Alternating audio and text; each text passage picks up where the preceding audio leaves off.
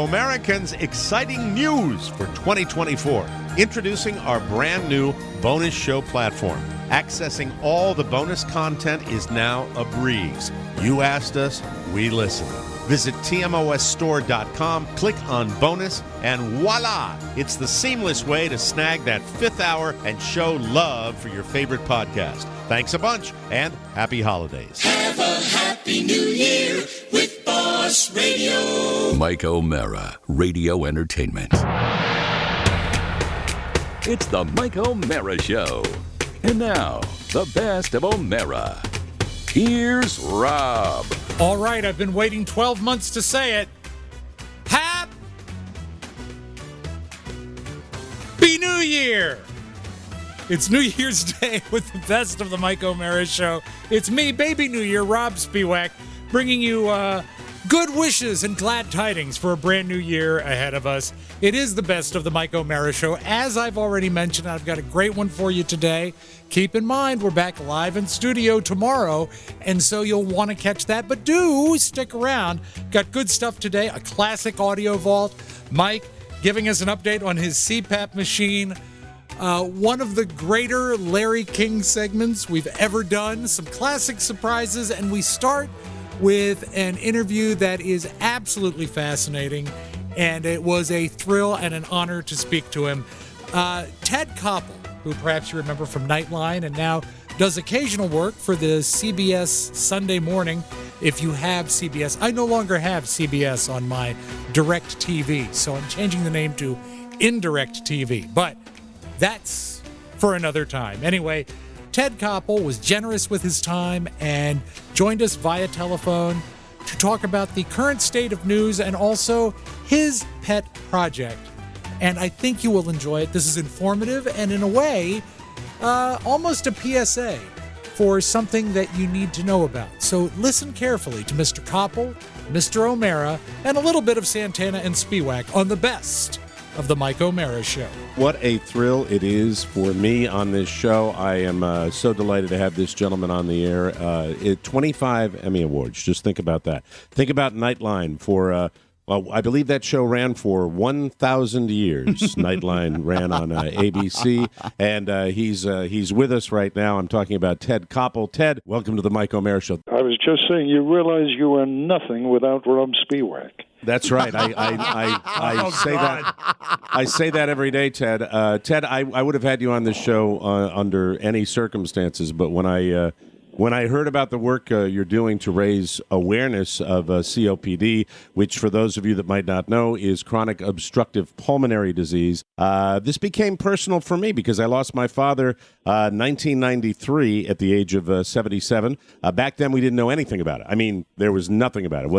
There wasn't even a term for it. And I am delighted that you are shedding light on it because there's so much we need to know. And that's why you're here. And Ted Koppel, what an honor. Thanks so much for coming on the Mike O'Mara Show. Well, you're nice to do that, and I couldn't be more delighted to help shed a little bit of light because, as you undoubtedly know, there are 15 million people in this country, 15 million, who have been identified with COPD, and the estimate is that there are another 16 million who have it but don't know it.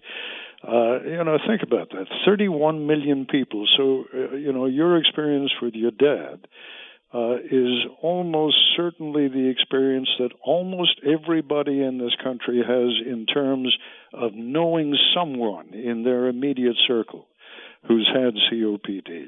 And it kills 150,000 Americans a year. I realize for people who tune in and want to get a couple of laughs on your program, that's not exactly the way to do it. But it's a terribly important subject, and I'm glad you're focusing a little bit of attention on it. Well, I wanted to, and I've been an admirer of yours. You wouldn't remember this, but on the campus of American University, I think you were outside the NPR studios in Washington, and you took time to speak to me and another guy that got into the business, Jeff Newman, and we were always just really, really delighted that you had taken the time to talk to a few journalism students, and it was a great memory for me. My question, when did you first become aware that your wife, Grace Ann, had a problem? If you can briefly take us through that and how that whole thing transpired. Yeah, actually, we were over in Europe on a vacation on 9/11 in 2001. And obviously, all of the attention at that time was on the terrible events of 9/11. My focus, I'm afraid, was on the fact that my wife couldn't walk more than 50 yards without having to sit down and catch her breath. And so I said, as soon as we get back to the United States, and we really have to get you examined and find out what's wrong. And she had just, before we went on vacation, she had gone to our family doctor, who knew that she had trouble breathing, who gave her a complete physical, and in effect said to her, lose 10 pounds, you'll feel like a new woman. We went out to the Mayo Clinic, and it was at the Mayo Clinic that she was diagnosed as having severe COPD. And when she asked that obvious question that people tend to ask, so, all right, what does that mean for me? How much time do I have? They told her, you need to start making end-of-life preparations in 3 to 5 years. Oh, Again, my God. that was 17 years ago. Wow. So the good news is, even though it is an incurable disease, and that's tragically the first thing that most doctors tell you, you've got an incurable disease, what they don't tell you is you've also got a treatable disease. And because Grace Ann is a good, Catholic schoolgirl who did everything the nuns told her to do, she has been doing that, and here she is 17 years after she was told she had 3 to 5 years left to live, and she's still going strong. Why does something that affects so many people, I think I read, is it the number 3 killer in this country? Yes, it is the number 3 killer, cancer and heart disease being 1 and 2. Why does something affecting so many people get so little attention, where we need a Ted Koppel to get out there on CBS Sunday morning and tell us about it? Why so little attention for this? Well, first of all, I think there is an association of guilt there. You were probably a smoker. You brought it on yourself. My dad was a smoker. Yeah, absolutely. 2 points. Mm-hmm. 2 points, though. 25% of the people who have COPD never smoked a cigarette in their lives. That's and stunning. Point number 2, this guilt association business is something we need to drop with regard to COPD. We don't go around telling heart patients, if you hadn't hit Mickey D's 3 times a week, if you weren't drinking, a quart of Pepsi every day, if you didn't eat ice cream 3 times a week, maybe you wouldn't have gotten that heart disease that you have right now. We can't focus only on what people have done that has brought this on themselves. Fact of the matter is, most of us who spent our lives sunbathing and as a result of it got 1 degree or another of skin cancer, don't want to be told it's your own damn fault. The best part of your story is that your wife has done so well. When I was researching this interview, I found myself checking dates and bylines to see how is she doing right now. What is because she's been amazingly successful. As a matter of fact, she just yesterday had her biannual checkup, and she's doing fine. Back in 2001. When she was first diagnosed with COPD, she had 26% of predicted lung capacity. 26%. She is now back up around 50% and has managed to keep it there for several years now.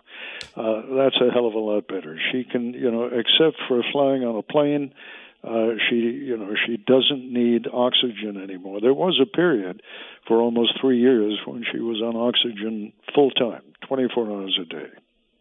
That is stunning. And of course, when my dad was diagnosed, they didn't even know what it was. They said maybe it's emphysema, maybe it's. I remember the big question marks with doctors. What does someone do if they think they or a loved one have this condition, have COPD? What's the first thing you would recommend they do? I would recommend they go see a pulmonologist. Okay. But even if they only go to see their family doctor, insist on being tested for COPD. And you just made a passing reference, Rob, to the I'm Mike. I'm sorry. That's you okay, just made Ted. a passing. You see, I've got Rob on the brain because he's been pestering me now for about 3 months. I've got Rob on the brain because I look at a TV monitor and I have his giant head in my face every day, so I see that. There you That's go. the way it happens. The first thing to do is to be tested to see if you have COPD. And part of the problem is people tend to be diagnosed with it late in life. They tend to be diagnosed with it when they're already in their late 50s or 60s or 70s. If they could be diagnosed earlier, if they could be diagnosed, for example, in their 40s, it's possible with the help of the proper inhalers, and I want to emphasize this more than anything else, with pulmonary rehabilitation, which means you exercise under the supervision of professionals. And basically, the exercise is fairly benign. It means getting on a treadmill, and initially you may be working out at a very, very slow and easy level, but you build it up and you maintain that. Grace Ann exercises every single day of her life. She goes down on that treadmill that we have down in the basement, and she works out on that for usually half an hour, 45 minutes every single day. And that, together with taking her inhalations in exactly the correct fashion, has kept her alive and kept her well. How does this work with this cause? We've only got you for a short period of time. I want to ask you about lots of other stuff that one would ask Ted Koppel about. How does your work with this cause compare with all the other incredible things you've done in your career?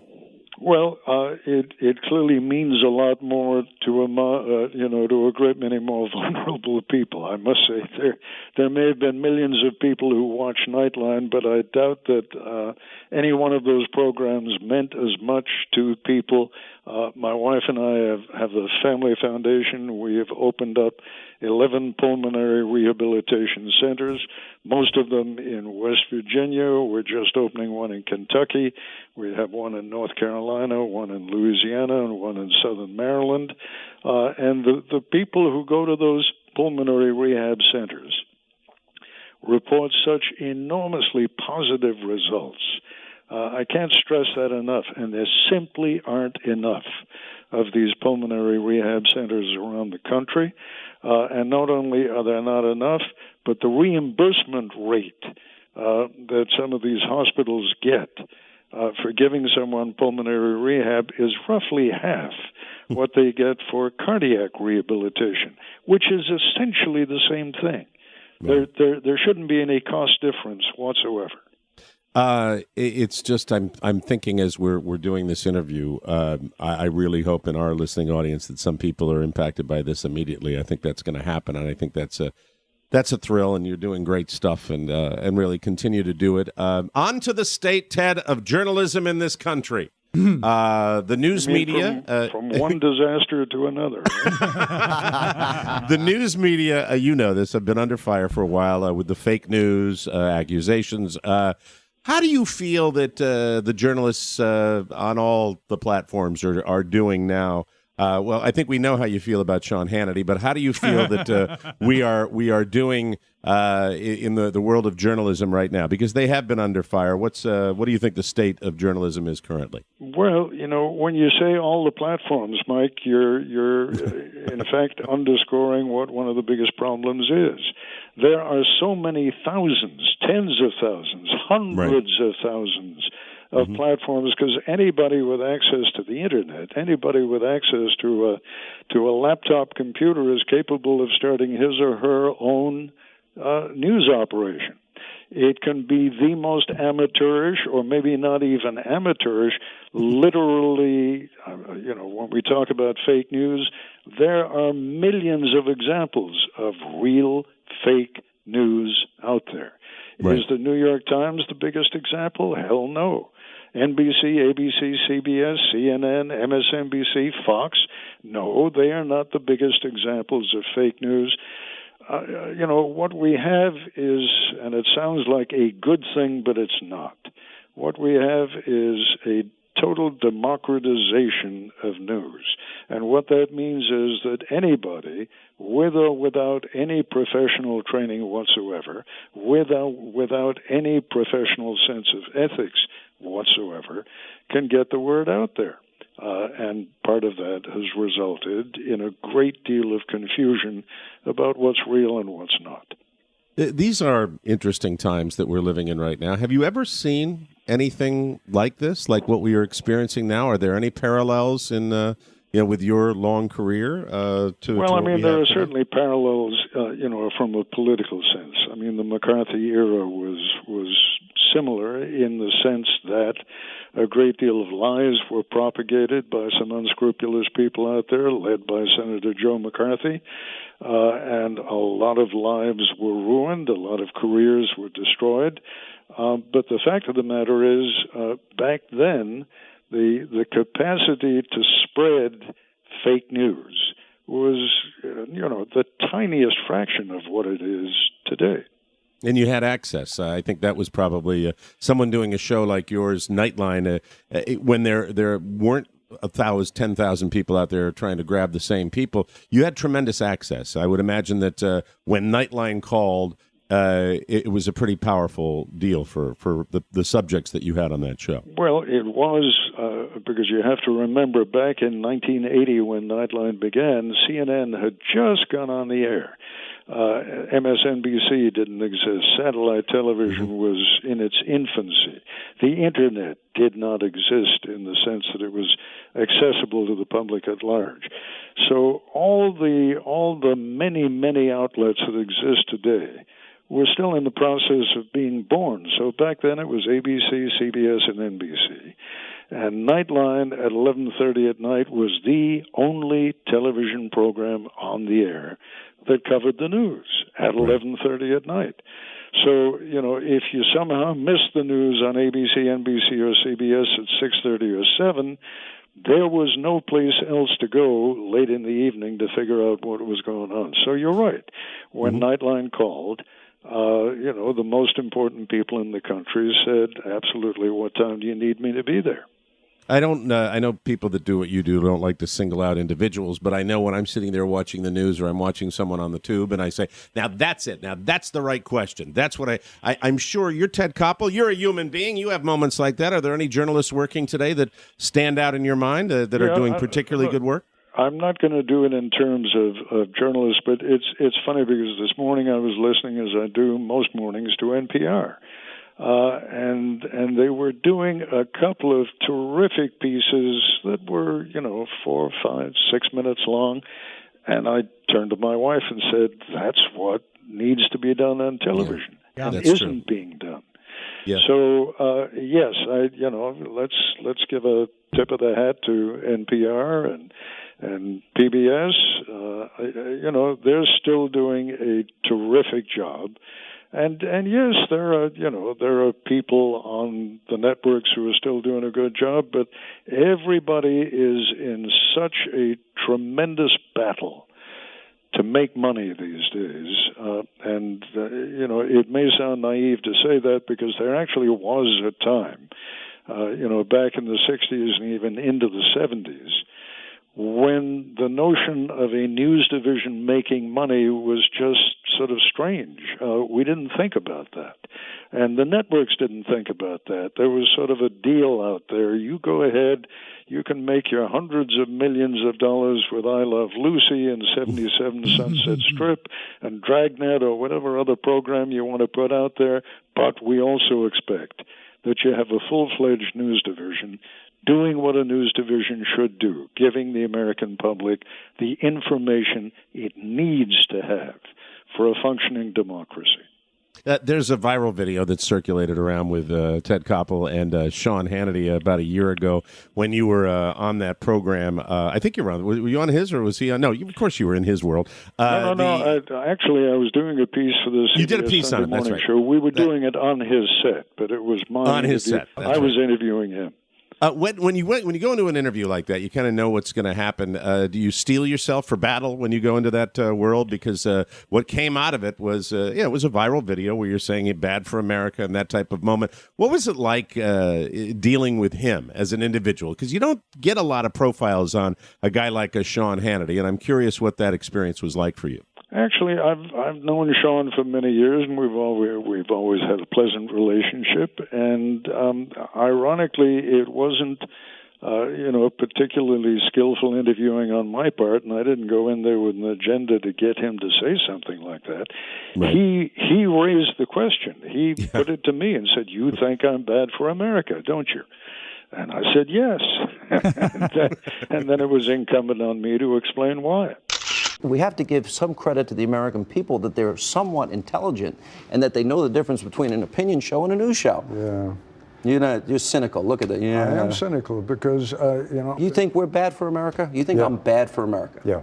You do? In the long haul, I think you and all these opinion shows... That's sad, Ted. No, you know why? That's sad. Because you're very good at what you do, and because you have attracted a significantly more influential... Let me finish the sentence. Let me finish the sentence before you do that. With all due respect. You have attracted people who are determined that ideology is more important than facts.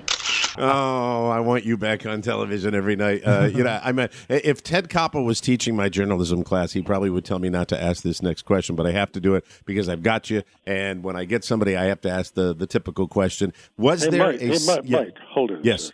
Don't ask that question. I'm asking it anyway, and you would tell me to do that anyway. Was there a single story, and I'm not just including Nightline, I'm talking about when you go all the way back to the early days when you were working on ABC. Was there a single story you covered that stands out in your career? Not necessarily at how it impacted America, but just personally how it affected you. As you can imagine, I'm asked that question quite a bit, and I spent why I asked the better part of 3 years in Vietnam, Laos, and Cambodia. Clearly, that had an enormous impact on me. I've covered, depending on what classifies as a war, I've covered 8 to 10 of them over the years. When Nightline spent a week in South Africa, really as apartheid was just beginning to crumble, and we got the South African government to agree to put some of its senior representatives on the air with black leaders in South Africa. That was a huge deal. I was with Mikhail Gorbachev, sitting across from him in the Kremlin, in his office, as he was on the phone with George H.W. Bush saying goodbye. On the last day of the Soviet Union, he and I watched the Soviet flag come down over the Kremlin for the last time, and the Russian flag being rehoisted after 70 years. Those were big moments. I was with Nelson Mandela, a couple of days after he came out of prison. I was the first person to interview him in Winnie Mandela's garden in Soweto. That's what makes journalism such an extraordinary profession, because people who, under normal circumstances, wouldn't get within a mile of these events or these people are given leeway to be a tiny part of history.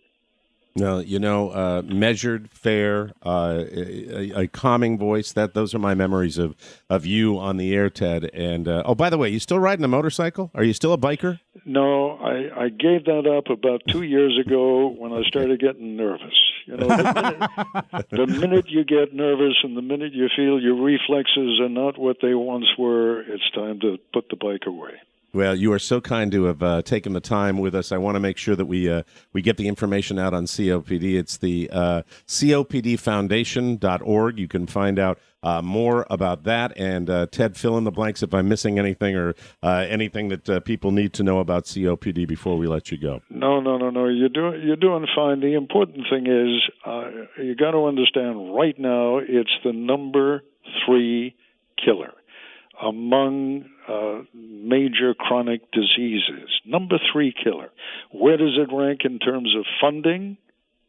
By NIH, that is by the National Institutes of Health, 155th. We got to turn that around. I hope we do, and with your work, that's going to happen. Ted Koppel, I don't say it lightly. It is truly an honor having you on the program, and I wish you and your lovely wife, Grace Ann, nothing but success in the future, and thank you so much for taking the time to come on the Mike O'Mara Show. You're very kind, and I really do have to say, your buddy Rob Spiewak is the biggest pain in the ass I've ever known. He's right here, Ted. Yes, He's right here. He is, but, I know he bothered you because his boss came to him, Ted, and said, "Get me Ted Koppel." With the whole COPD thing, I said, "I need to speak to this man," and I know he pestered you, and that's why. Well, that's what we have to do with our little engine to get somebody up. He's terrific. I definitely wouldn't have been here without him. Thank you. He's a treasure. Hold on to him. Hey, for the next 2 weeks, you're absolutely right. Couldn't have come at a better time, Ted. Thank you. Ted Koppel, God bless you. Thanks so much for coming on the show. All right. Take care. Take care. Bye-bye. That's legend. Awesome. Wow. I get up in the morning, and Rob did. How Oscar? Yeah. How about that? Our boy That's here awesome. That's a legend. Did you see that one coming? Not at all. I don't know. Because everything you had said to me, I have to pull the curtain back. Please here. do. Every Please do. time we talk about Rob, it's like, Rob, you have to show more initiative. You have to do this or that. Right there. Do you realize what he did for your stock in this world right now? I had two favorite moments. I had two favorite moments in the interview when he said you were doing fine, because that had to make you feel 10 feet tall, and when he called me a pain in the ass. I mean, these are two moments that we're going to put in our bucket Should be list. your ringtone. Yeah. I've told the story on the air that a bunch of us were hanging out of 61 WAMU, and we were hanging out, and there was Ted Koppel in a limousine going back to ABC when he was doing Nightline. Yeah. And we sat there, and he chatted with us just like he was a regular dude. And, how about how he lists the accomplishments at the end of that interview where he's just telling you what he was a part of. Oh, I know. It's just a real exciting moment for me as a guy that was, has been into broadcast journalism my whole life to get a guy like that. But Rob had to. I don't know how many emails you had to send. I think we started in November swapping emails, and he's been teaching at Stanford, and he refused to do it on West Coast time. His quote was, "You guys are great, but not 6 a.m. great." So, and one thing we did not get to, I know, like when I came in, I had to explain to Andrea who Ted Koppel was and how important he was, because he's been out of the limelight that long, where there are many people in our audience that won't remember Ted Koppel, which is just. But when I was doing the research, it blew my mind. His big break, he came to the national consciousness on radio, covering the assassination of JFK with Charles Osgood. Yes, and that he was supposed to do a short report, and it turned out he had to fill 90 minutes. And like a pro, he filled 90 minutes. I mean, just unbelievable. It's such a neat. Do you guy. remember him, Oscar? Do you remember Ted Koppel? Oh yeah, I grew up with him every night. It was Tom Brokaw, and then Ted Koppel would be on, depending on how my dad felt in the evening, what network he was going to go with. Yeah, because this is the way Nightline rolls, right? Mm-hmm. If you had a national story, if they got a great get, yes, it would be Nightline. Otherwise, a lot of people would go to the late night talk shows. But Nightline was it was either a huge story of the day, which they would cover, or it was an amazing interview where everybody would. Nightline's ratings, I don't know the history of the ratings, but I think they would spike when you would get that big person that would come on. And it had its roots in a great cause. Nightline started as a nightly report on the hostages in Iran in 1980, and it almost started as a special. And it turned out that it had such a good fit at ABC Late Night, it turned into a series.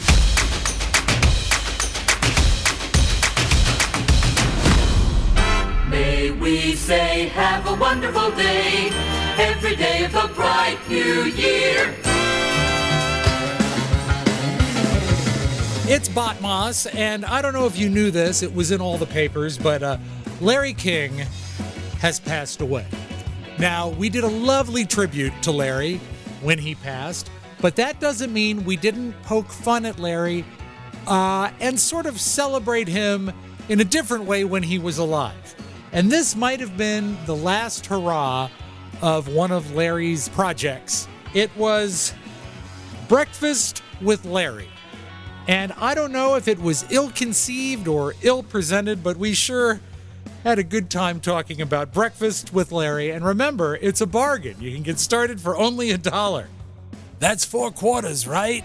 So here's Breakfast with Larry on the New Year's Day edition of the Best of the Mike O'Mara Show.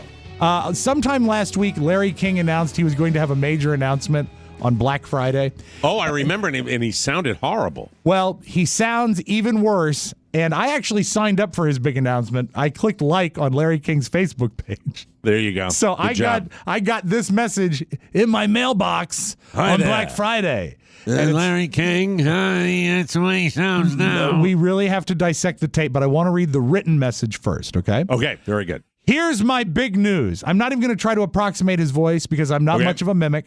All right. Here's my big news. For the first time, this is from Larry King.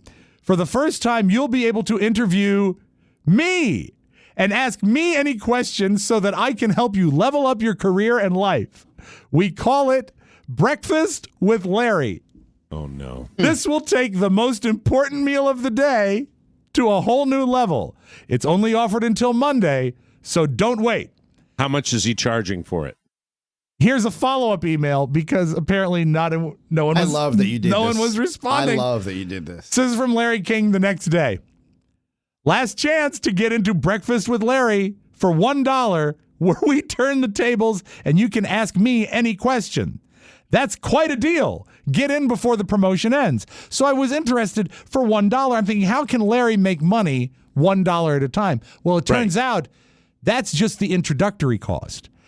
The actual cost of being a member of Breakfast with Larry will surprise you. Let's go to part one of the Let's go to part one of the audio tape and really listen to the way he talks, because we've made fun of him for years, but he's never sounded like he was on death's door until now. Hi, it's Larry King. You know, in my career, I've had the privilege of interviewing some of the most influential people from the last 60 years. Dear. The Obamas, the Clintons, Trump, Reagan, Nelson Mandela, Oprah, LeBron, Michael Jackson, just about everybody else. And now Larry. it's time for something new, something I've never done before, and I want to help pave the way for the next generation of influencers. So whether you're a speaker, a podcaster, an interviewer, a reporter, or anyone else trying to succeed in communications, I want to help you learn how to make a living by sharing your voice. Now, how much do you think you can benefit by participating in Breakfast with Larry? He's actually quantified it. It will help you advance 10 times faster. Just what he says. But he's got a paywall. Oh, it's coming up. Right now, he's dangling the steak in front of you because this is, Mike, any podcaster, any influencer, I guarantee you after he filmed that, he said, what's a podcaster? What's an What do they do? influencer? What is that? Is that like a computer thing, Oh like my football? God. Well, he had his podcast with his wife. Yeah, but he didn't know what it was. No, he didn't. All right, here's how he can improve your life tenfold. Let me ask you a question. How much faster could you accomplish your goals and dreams if you had the chance to sit and talk with me directly to learn how to do it? Well, for the first time ever in my career, I'm going to take questions live from people just like you so that I can help you achieve your goals 10 times faster. 10 times. And every time you hear a slight blip in the audio, it's a bad video jump cut. Oh, yeah. Because it's a one-camera shoot. We hear it. It's a bad thing. Now, Hi, Larry. do you remember the name of the program? I told it already. Breakfast with Larry, right? Breakfast with Larry. Don't you think they should have maybe chosen a name that he could say better than the word breakfast? Breakfast. I've been doing Larry saying breakfast for 20 years. Breakfast. Well, Mike, what has happened is you have predicted the future, because now the way Larry says breakfast is the way you have Larry saying breakfast. Breakfast. You'll hear it a couple times, but it's very pronounced in this. Part 3. You can get involved with Breakfast with Larry. Hey, Larry, do you like scratch-off lottery tickets? Almost as much as I like breakfast. All right, let's hear tape number 3. Show's called Breakfast with Larry. Breakfast at the Motion Picture Country Home and Hospital. I Thanks, Larry. I had to stop. Let's again. Larry. Again. Really, at one time, a player. Hey, by the way, we're not making fun of the elderly. We're making fun of Larry. I'm looking for his podcast right now if he actually still has it. I'm old. I am hoping that I am not sounding like that. That's all. You are not, Mike. We would tell you. All right, let's. And then this is Larry and the pitch, not Larry being old. Buffer. Let's go to the tape. Show's called Breakfast with Larry because I'll be doing these shows over breakfast. 2, 3, and sometimes even 4 times a month. I'm going to have breakfast with a limited number of people in a live webinar. Now, the thing that really tickled me about that is he's making you do this while he's eating breakfast, so not to be inconvenienced. Are you going to do the webinar? And you I'll know do he's it going to while be I'm eating. Of you course. know he'll be eating. Yeah, you get a nice high-def video feed with a nice piece of lox hanging out of the corner of his mouth. All right, let's go back to breakfast. Those who join will be able to ask me questions about any topic in real time. You'll learn pro tips about how I was able to land interviews with megastars even before I was famous. You'll learn my strategies for having world-class interviews. I'll also share my strategies for radio and podcasting. What's that? I don't know what it is. Well, hey, you know what? He's probably got some knowledge. I'll give him the credit. Okay, what he does, yes. The webinar scheme. Yes. Right. For him. I know. It's not just, hey, ask me questions. It's pay to ask me questions. Exactly. Yeah, I know. I know that. It's pretty obvious. Which he Even gets into at $1 is scummy. Which I he know. gets into here because Mike, I know what you're thinking. You're saying, how does this work? How much? No, not how much yet. First, how does it work? You'll learn my tips for public speaking and a lot more.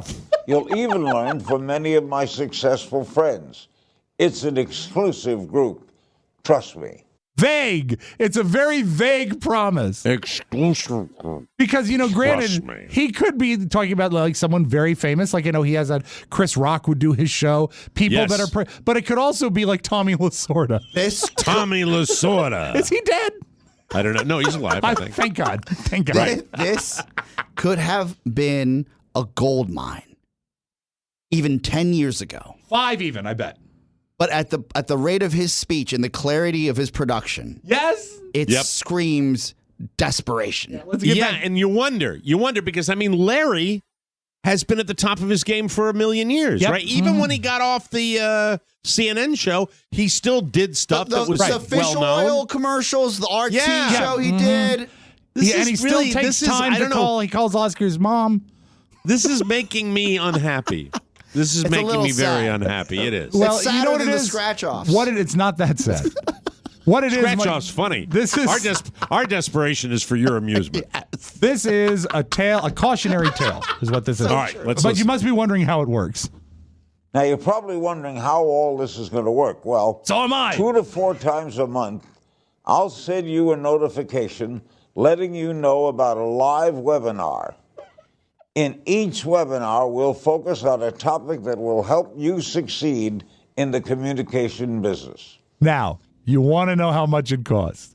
We know that you can subscribe for the rest of calendar year 2018 for $1. But Right. that's just an introductory fee, Mike. Yeah. Let's talk pricing.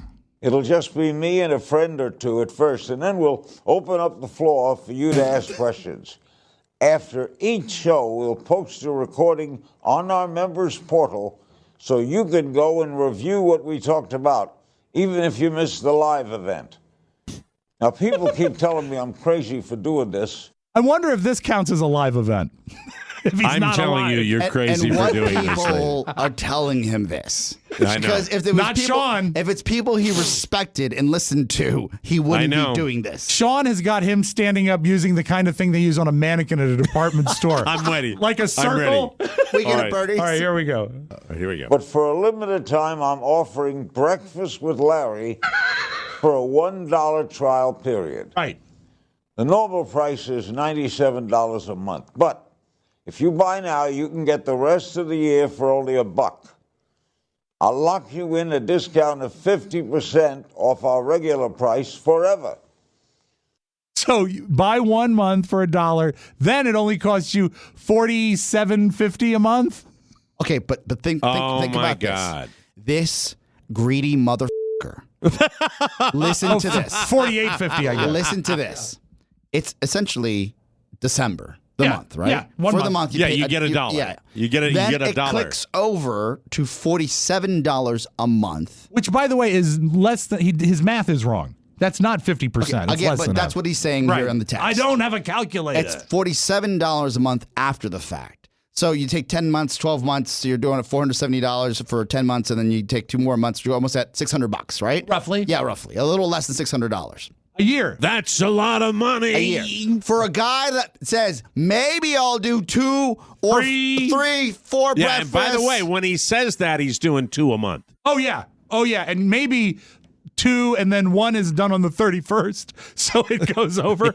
He'll start at 11:45 at night, so it's for 2. That just is so... I don't know. I feel bad. Do you I feel have any really, questions really for Freddie Roman? Jeez Louise. Do you My know? God. God damn. Okay, how about this? He's charging you $1 to hear his announcement. Essentially, yeah. Yeah, but this is what from a business standpoint. Mm-hmm. There are a lot of ways for, let's say, the Mike O'Mara Show to try to monetize, and we really fruitcake. No, not just that. I'm talking about we go out of our way to be considerate of our listeners and our family. Yeah, To say, and the fruitcake business, quite frankly. This is done because we had to do it because there are headwinds within the market. There are a ton of podcasts out there. No, I don't mind being transparent with this, Oscar. You have said all along we have to make our own bacon. Yes, and it's important for us to literally create revenue streams for our show within our show. Because going outside, there are so many people taking a bite of the apple that is a tremendous challenge for us. We are that taking our own dollars and reinvesting them into our production. As you see the video, you see Maddie adding to the payroll. So as you do that, you have to find new ways to generate cash flow. This motherfucker, Larry King, is conjuring, and he's better than that. The fish oils, I get it. You're selling that. That's your demo. If you're working for the RT, the Russians, you're just getting a paycheck. Who's to tell you not to work? But he's better than this. He's burning bridges. He's better than this, Yeah, man. I don't get it. That's it what seems sucks. to me that he's got some money guy in his ear that's telling him how to do this, and I think he's Larry King. And, and also, you don't know what a person's situation is. You don't know. This, to me, does not fall into the Bob Hope category of just being somebody who wants to stay on. Feeling that you need to stay on, yeah. This, I worry about because you wonder, the lifestyle. How much is the nut to cover? You wonder about that. And that, to me, if he's staying in it because the ego is there, that I can get my head around. If he's staying in it because he needs the funds for it, because he's lived so high on the hog for so long. Canon Edward King has an opioid problem that he needs to pay for. I don't know what it is. But the whole thing, it just sounds a little hinky to me, and it sounds a little distasteful. And it also, to me, he doesn't sound entirely balanced. He doesn't sound with it. Right. You're absolutely right. And when you How do are you a gonna give webinar, advice when you're not balanced. Yeah, he's fallen asleep before during broadcasts. And that was 50 years ago. When he was, 50 years ago he did that too. Do we have any of those lying around? Those great Larry King tapes? I will get it as I play you the last tape because this is where I really feel a little weird about it because he starts talking about breakfast is special to him. Okay, so here we go. Breakfast is really a special time of day for me. For years, it's a time that I set apart to spend with friends. It's a daily ritual, and now I get to share it with new friends, people who are serious about achieving their dreams. I can't wait. Sign up for Breakfast with Larry today. Our next live breakfast starts in just a few days. I'll see you there. He actually debuted it already. I think the first one was Monday. You didn't sign up, Rob? Mike, I was saving my $1 to buy a lottery scratch-off ticket. There you go. All right. That cost me $60 today. No, boy. I've waived the fee. The entertainment alone is just you're sweet. It's just fun, Thank man. you.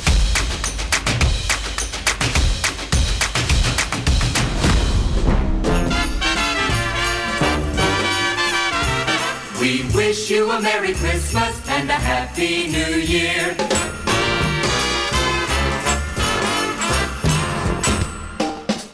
January 1st, 2024, and you're exactly where you want to be. Celebrating New Year's Day with me, Rob Spiewak, and some hand-selected best of from classic Mike O'Mara Show episodes. We just talked about Breakfast with Larry, and I think I wouldn't be doing my DJ duty if I didn't play you two of our greatest Larry King tapes of all time. One in which Larry forgets he's on the air and then lies about it. It's rather self-explanatory. And we follow that up with one, I'm not sure if we've ever played it on the Mike O'Mara Show, but if you've been with us listening for a long time, you're sure to remember it. Larry was exhausted. So let's continue to celebrate Larry King New Year's Day 2024 on the best of the Mike O'Mara Show. Mike, if I were to tell you author Robert Daly. This is wonderful. All right. This is one of the great Larry King moments. We have tapes of Larry burping. We have tapes of Larry farting. We have tapes of Larry falling asleep. But the Mac Daddy, and yes, I said Mac Daddy because there are Callaway wedges called Mac Daddy wedges. So that's why I use the term dick. Step off. This is Larry not realizing that they had not gone to commercial and that he was live talking to his guests without knowing he was on the air. And then lying about it to cover his ass. Listen carefully to the way this falls out. This is from 1990, and it's amazing to say this, 28 years ago, 1990. All right, here's Larry King. And now, live from Washington, D.C., here's Larry. Our guest is Robert Daly. His newest book is A Faint Cold Fear. It is published by Little Brown. We'll be going to your calls at the bottom of the hour at 703-685-2177. Are you already working on the next one? Well, I know pretty well what I want to do. And this guy, you love this guy. There's a long process to go through. I have to write an outline. And although I have a contract with the publisher, they have the right to, diddle with my outline, which they always do. And I have to work out the details and then start it and then write it. And so we're talking about another Pause year it just here. briefly. And the end of right the year now, gets very... Just brief. Right now, this is great. Larry thinks that they are not live. He thinks that they are in a commercial right now. So And the remember, next time he you came out of spots. Came out of spots, asked a question. You working on the next one? And then during that period, Larry seems to think that they are in commercial and not live. Let's listen. long, because whatever you may have done, I mean, you've written enough books to know this, until you write the end at the end of it, you got nothing. You can't sell anything until you finish the last page. Who's your agent? Huh? Who's your agent? ICM, Esther Newberg. I know Esther. Lovely woman. I use Sterling Lord. And may I tip in here, listen to the author who knows exactly what's going on and can only be described as fearful at this point. Yeah, I really think we're on the air. Yeah. Right, exactly. Yeah. Oh, you do. Sterling was my agent for years and years and years. I like him. He's not vigorous. No. But he has a kind of nice manner. Yeah. I think if I were a full-time writer, I don't think I'd use Sterling. I like someone more. Yeah. For me, it's fine, I get these. What? Oh, I just got a real nice advance to do a book on growing up in Brooklyn. Funny. Like Russell Baker did about Baltimore, right about just what the street was like in the neighborhood. Well, you got 4 books already behind you. Yeah. Yours on the bestseller list yet? It's not yet. It's only been out 1 month, and the bestseller list is 2 weeks behind, as you know. But it's had wonderful sales in Europe. I'm really astonished. In Europe? Same cover? I don't know. I don't know what they'll do. I don't like the cover. It's got 2 messages. Yeah, it's okay. It's got 2 messages on it, both of which are, sort of against the female Can't read reader. this.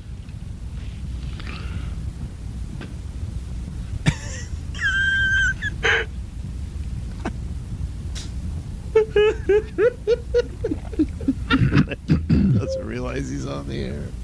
And they're recording it and not telling him. Oh. Because they like him so much. He was hated. Where do you live? Well, I have an apartment in New York, but I really live mostly in Connecticut, in New Canaan. East Side? West Side, right opposite the Museum of Natural History. Nice, I like those. Yeah. It's really growing that area there. Columbus. Yeah. Lots of empty stores, you know.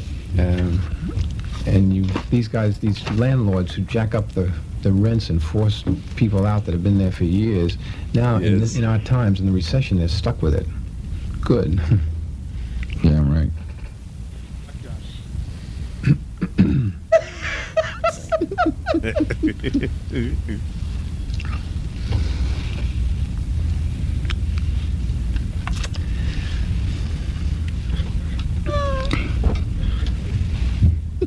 Are we back?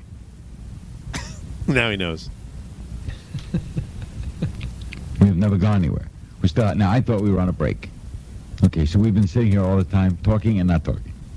Does anybody signal me? Are we on a break? Did we take a break?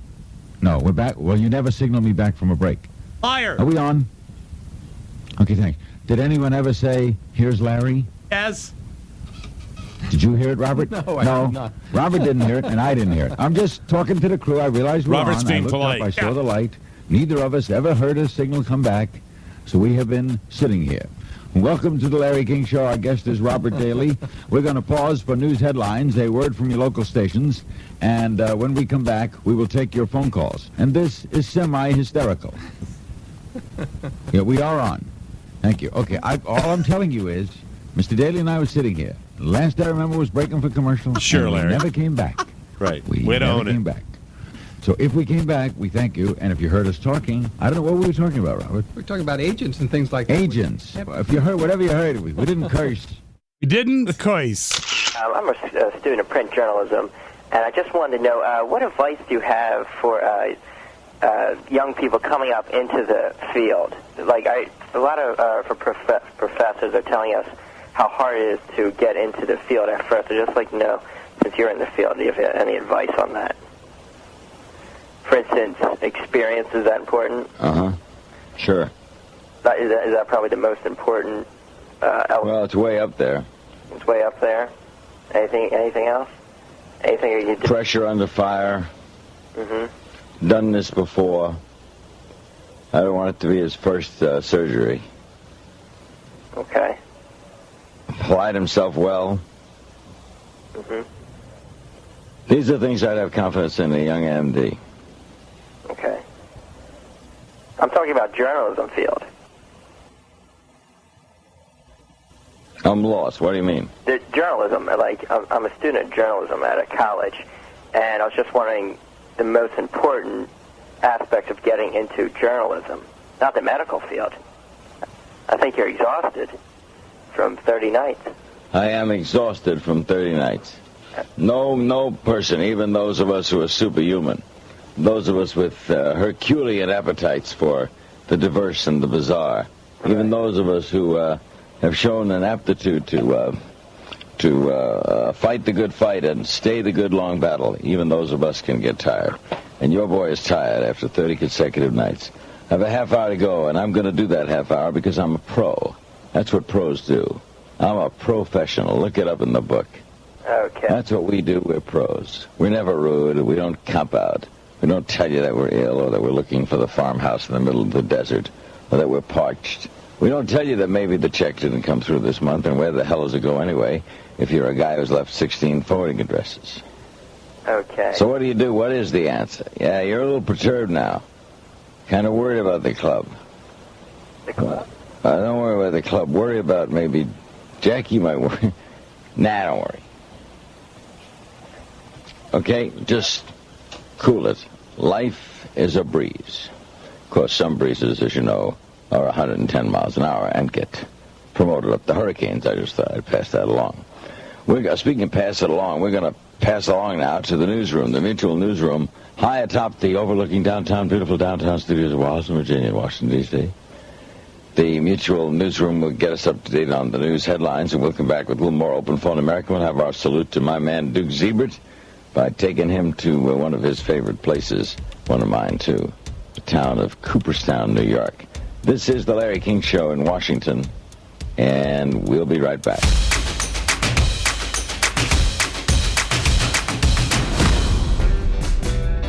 The best of the Mike O'Mara Show. It's me, Rob Spiewak, your host, your content curator, or would that be curator? I don't know. I picked out the segments, and here is one. I don't know what CPAP stands for.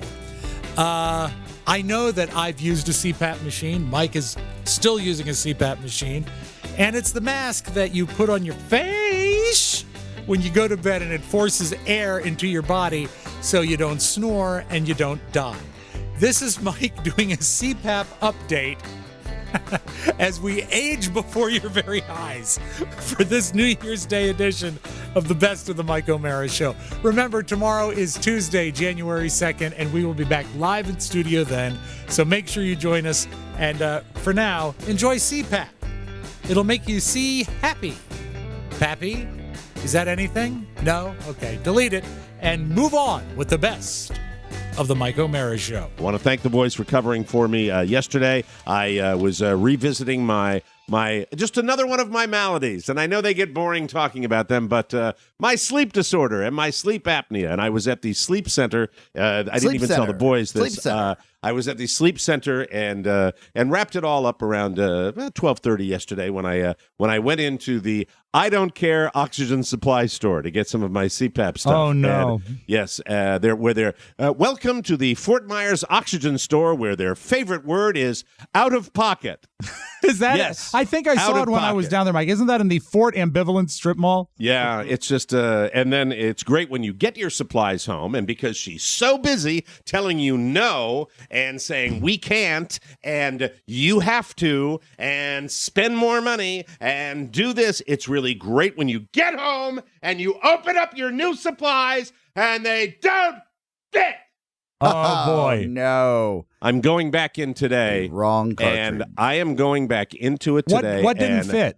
The rubber insert into the mask of all the little things. 'Cause at the other place, after the analysis was complete, I was told this. I was told, you don't have to spend this. This is perfectly good. This is fine, too. All you have to do... Those were the words I got from, by the way, my new doctor, because I found out he's not only a specialist, he is going to take regular patients. So I'm going to do a kiss-ass call to him to say, I would like to be in here. I've talked about him before. Yeah. He's the guy that dealt with my my lung thing. It's Julio Conrado. And it's just, it's indescribable how just laid back and cool they are, and they're just helpful. And then I go to this other place and they screw it up. So I was very, very frustrated with that, and I have to go back today. And when I go back today, it's going to be interesting because I'm going to be on a little bit of a hair trigger. Will you be taking your machine with you? I don't have to. That was yesterday. Okay. Oh, okay. So I don't have to do that. And I didn't have to take the machine to the I Don't Care store. I took the machine to the sleep center. You know, this is why I don't talk about it, because it is kind of in the weeds. Yeah, and it's boring. I want to know what keeps you alive, man. And it's I don't know. Well, I really don't know. Speaking of a hair trigger, not that I'm on edge about this, but I'm going to walk in today, and if they make a misstep, first of all, there are plenty of other people that do what they do, so I will be ready to. Yeah. You know, just to not have a threat, that happen, but a verbal explosion. It's just like now you have now, yeah. and then it just yes, you know when you go to the store and they've got signs, and you walk in, and then listen. I realize that I have a few little maladies that I deal with, but when you look at the people around me, yes, and you're in this particular location, you're dealing with some people. We just had Ted Koppel on talking about it. You're dealing with some people that have some real issues, and it's obvious to me that these people kind of weigh in and lean on these failing old people all day long. And they got to capture that client before they expire. That's right. Yeah, and that's meanwhile, we joke, but there's truth. There's truth in it. Mike O'Mara's going to be around for a few years. And then they see Mike come in, and it's I don't care. Yeah. My jokes don't go over. I don't care. That's her. That's her behind the counter. So my conversation when I was calling them. Were they gum chewers? I'm guessing they were all chewing gum. No. There was no gum. There was no gum. But there was a lady on the lady. There was a lady on the other side who was not the lady I was dealing with. And by the way, when you've had a previous experience with this place, I go in. Mm-hmm. This is the truth. I steel myself for what I know will be difficult people to deal with. So I walk in, and I am not exaggerating. I walk into the store, and I go, "Good morning." So I really give him my best fake smile, and it's not met with a smile. And you know you're off and running. You're off and running again. Today they won't be getting that because you know what? I've already prepared to go to another place down the street if I need to. Boy, you do live in Florida. If there are 2 supply stores within the street, it's probably within 10 blocks. I'll share with you what I share with my wife. I say, when you want something done, prepare for the worst. Prepare for every option, especially when you're going to go buy something at a store. Yeah. Because unfortunately, as much as they'd like to, they just don't care as much as you do. Like, they will sell you something and then move on with their life. If it's a vacuum part, if it's a piece when they found the part, it was just like, no, I don't know if we have it in stock, but let me look. Oh, is that your way of saying you're going to help me? Is that the way it is? They don't they brought it out. And they didn't put it in the thing. There was just bring the mask. Make sure it fits. I'm gonna look for it. It's got electrolytes. It's so that was. Thank you for covering for me. Yes, our pleasure. Are you gonna get the little the surgery you put inside your body so you don't have to carry it around? No, that wasn't even that. That, as a matter of fact, did not even come up. So, you know what came up was. Are you ready for this? Yes. Rob's had these machines. Was they reach into this little machine that you use, right? And then they analyze what was done, what your sleeping patterns were. Yeah. And then they give you a report card, and mine was really, really good. You're good. And You've lost some weight. Did they increase your pressure or anything? What? Excuse me, Oscar? Usually you lose weight, you get a better pattern of sleep. Yeah. I know. My mom's got this. This is the same ordeal. Yeah, we'll go with that. Yeah, that's it. No, the weight was not... yeah, that but straight A's for you. No, it just was nice, and... the sleep number did it. And Jenny, the lady there that was there, she was very, very easy to deal with on across all levels. That's great. If you know what I mean. I feel you. Okay. Yeah. Yeah. And I'm not. Anyway. Jenny! I don't want to do that. I don't want to do that because I might. I don't know if I'll see her again. Anyway, forget it. I'm just all ramped up with Ted Koppel and all that. She's just a friend you haven't met yet. Yes. And I always want to see a picture of you, Jenny. I talked about you on my radio show. How about a selfie? And everything was great. A great day. Overall, a pretty darn good day until the Red Sox played the Yankees. We'll take a break, and we will come back with more fun and more thrills on the Mike O'Meara Sheer Girl.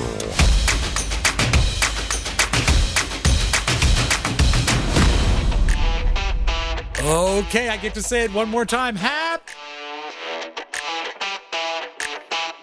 New Year! The January 1st edition of the Best of the Mike O'Meara Show with Rob Spiewak.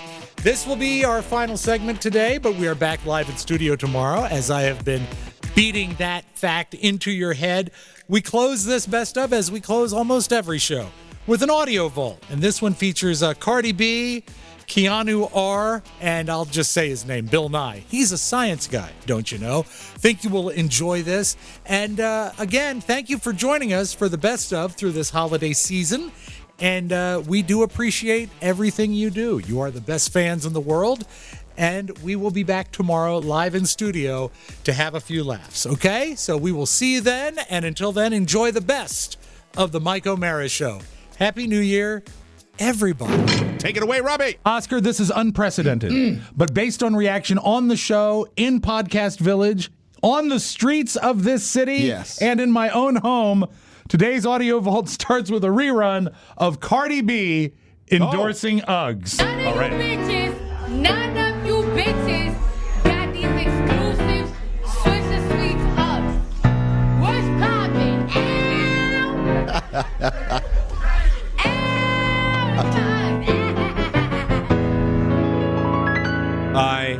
I love that. I absolutely never get tired Here's where I know it jumped to the next level is Robert, by the way, congratulations to my son Robert, who is now a licensed driver in the state of Virginia.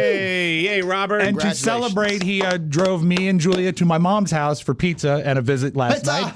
And he said, Dad, play Shay Show. That's what he calls my mom. Play Shay Show, the Cardi B song. I said, Robert, she says bitches in it. I don't want to play it for my mom. She's going to love it. And I played it for my mom. I bet your mom, my mom loved it. She says, absolutely. It sounds like a Sondheim piece.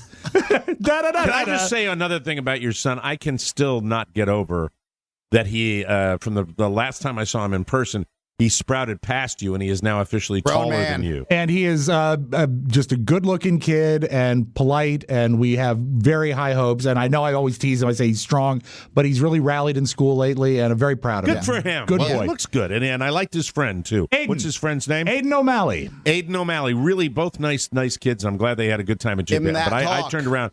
Here's Robert, and I had to do a beat. I had to do a little take. I'm like, oh, my God. Jesus, you're taller than your father now. Screams teen pregnancy.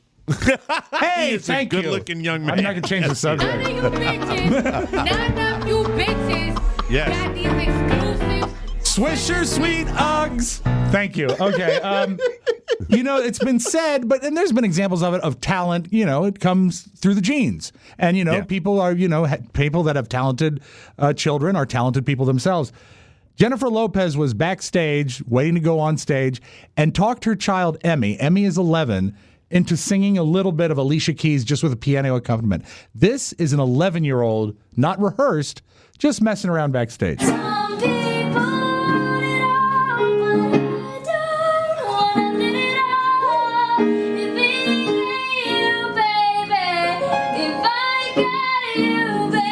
God, I love kids. And what's so great is J-Lo had to talk her into doing it. She didn't want to do it. This is this is Jennifer and Mark Anthony's son. Yeah, there's a little bit of talent in those veins. Is his son or daughter? Daughter. Yeah, yeah. the daughter. Wow. I mean, think Oh, my about those goodness. genes. Oh, yeah, absolutely. That's just exciting. Wow. I love that. I wish I could But it sing. doesn't explain why my son likes math. That's good, though. Because he loves music. Math and music walk hand in hand. So maybe the math thing. Luca maybe the is a music thing math help. nerd because he Wow. started with the piano. Oh, you know what? Piano Boy, is you so talk about- mathematical. It really is. He doesn't miss a day either with his mom, and that's his mom. I mean, piano is so important. None of you bitches, none of you bitches got these exclusive Swisher Sweet Uggs. Okay. Every now and then, a celebrity that I'm not overly impressed with does something that causes me to cock my head a little bit like a dog. On Colbert last Friday night, Keanu Reeves was on, being Keanu Reeves, and he said something so amazingly sweet, and not only caught me off guard, it really sort of startled the audience too. What do you think happens when we die, Keanu Reeves? And see, right there, the audience is waiting for some stupid Bill and Ted answer, right? Yeah, right. What do you think happens when we die, Keanu Reeves? I know that the ones who love us will miss us.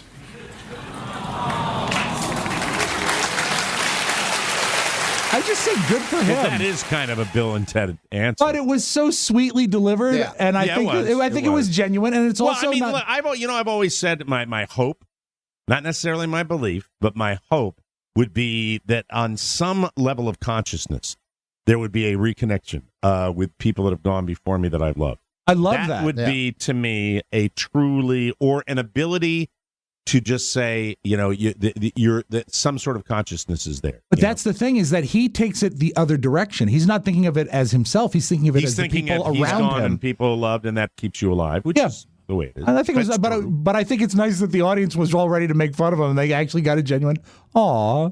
That's one, and it's kind of full circle, It's because that's why non-traditional. today's episode should be called The Meaning of Life. Exactly. And we close with this. Bill Nye, the Science Guy, who is always a cheerful. Oh, God, I wish we could play. Can we make sure?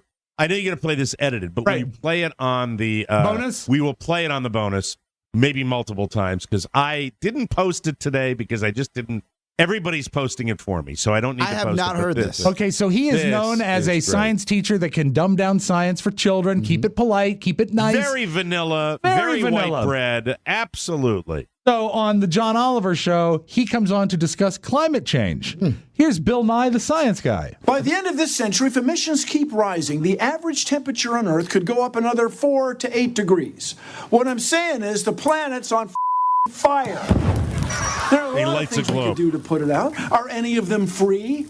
No, of course not. Nothing's free, you idiots. Grow the up. You're not children anymore. I didn't mind explaining photosynthesis to you when you were 12, but you're adults now, and this is an actual crisis. Got it? Safety glasses off, mother. That's your Magic Audio Vault. Want more? make sure you check out the Mike O'Mara Bonus Show. Get it at MikeO'MaraShow.com. Mike O'Mara Radio Entertainment.